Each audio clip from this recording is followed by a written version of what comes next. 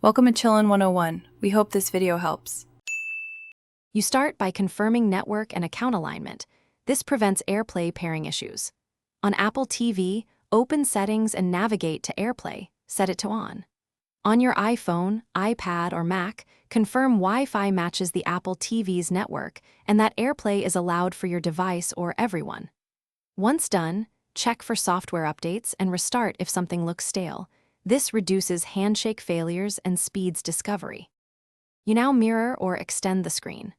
On an iPhone or iPad, swipe to open Control Center, tap Screen Mirroring, then pick the Apple TV name.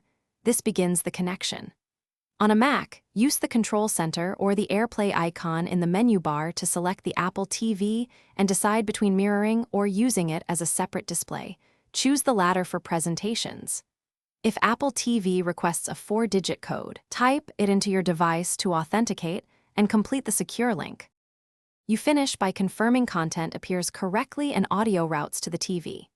To stop sharing, open Control Center and end screen mirroring or disable AirPlay on your Mac. That cleanly returns your device to local display.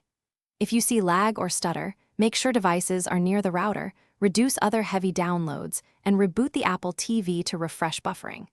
If the Apple TV never appears, recheck AirPlay permissions, same Apple ID, or temporarily allow AirPlay for everyone and try again. Thanks for watching. Consider subscribing if we helped you.